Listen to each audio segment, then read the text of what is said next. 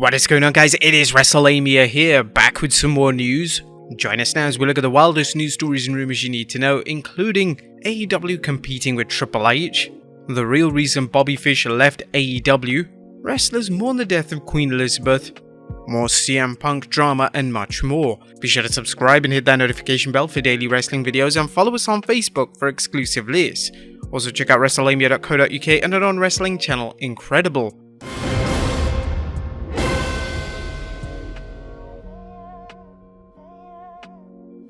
At top of the news today is the latest in the fallout from the backstage brawl that happened after AEW's all-out media scrum. As noted in our previous news stories, CM Punk is reportedly out with an injury and will not be back until 2023, assuming he still has a job with AEW. Now AEW has the job of righting its ship and doing damage control, as firstly it's hired investigators. Dave Meltzer is reporting in this week's Observer that AEW has already launched an investigation into the reported backstage brawl involving CM Punk, Ace Steel, the Young Bucks, and Kenny Omega.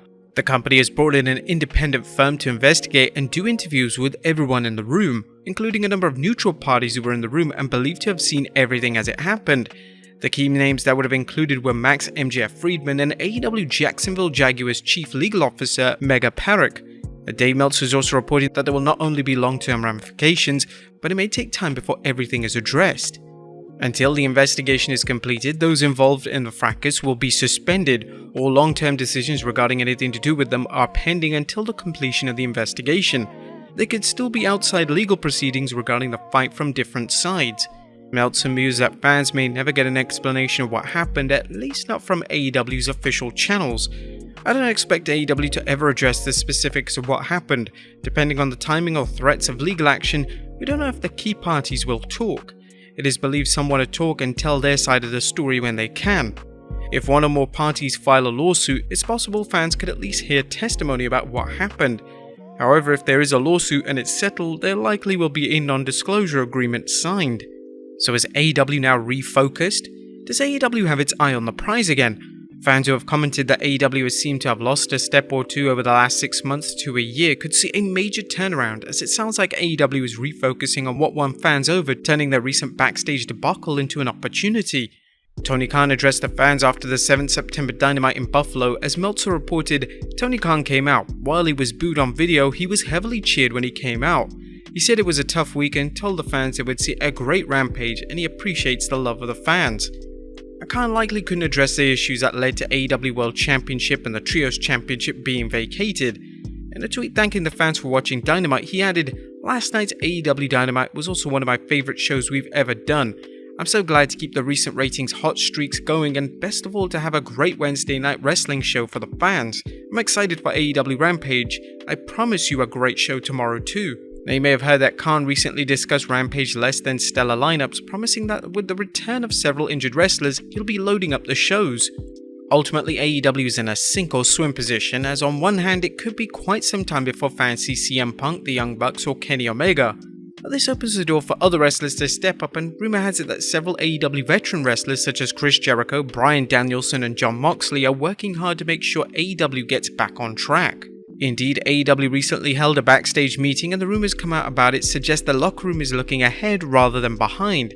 This could be the best thing to happen to AEW, as its locker room deals with its bickering and focuses on producing a product that keeps AEW fans and even may bring in additional fans. It's worth mentioning that surges in popularity of wrestling by one promotion can lead to increases for one or more competitors, as seen during the early years of the Monday Night War when WCW and the WWF had both strong ratings despite airing against each other. Next up, Tony Khan talks competing with Triple H. With AEW having backstage issues and Triple H steering the WWE in a direction that has led to increased ratings, how does Tony Khan see his new competition?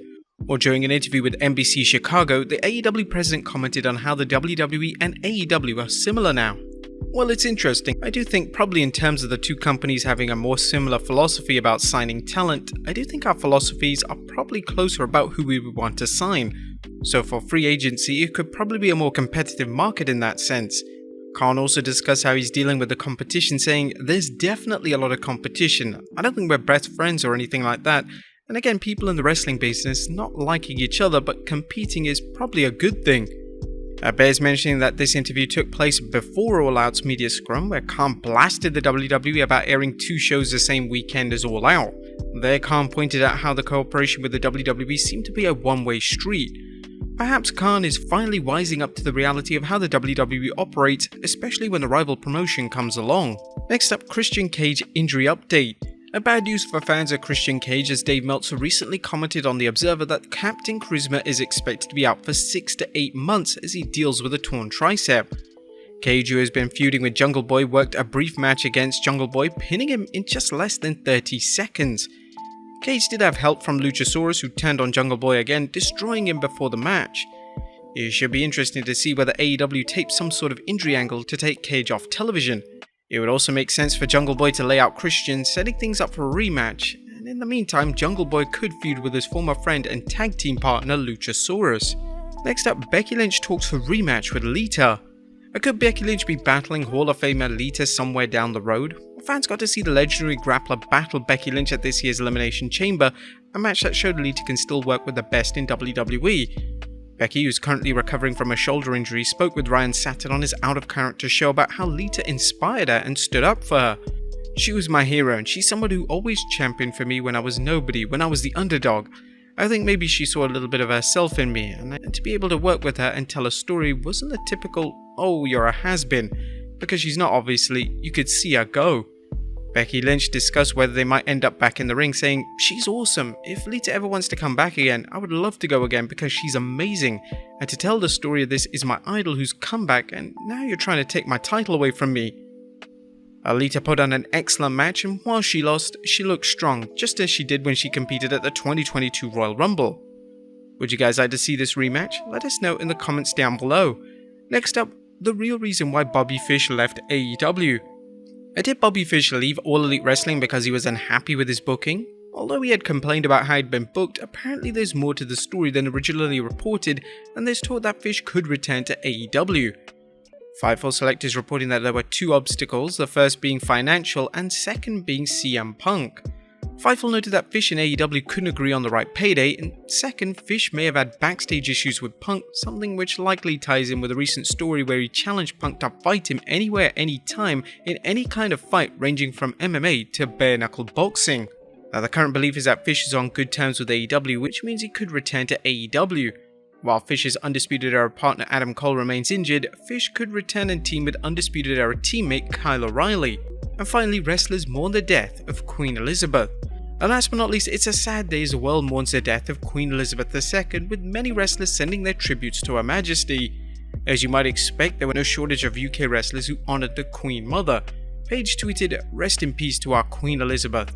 William Regal spoke and said, "Rest well, my Queen." Anthony Ogogo said, "My Queen, 1926 to 2022. They just don't make them like this anymore. It's now time for you to finally rest. Thank you." Tributes weren't limited to wrestlers from the UK, as The Rock even sent a message along with his tweet, sending love and stay strong. Chris Jericho shared his memories of the Queen on his Instagram account, as Jericho, who attended school in Canada, recalled how he and his fellow students had to sing God Save the Queen at the end of school in Canada.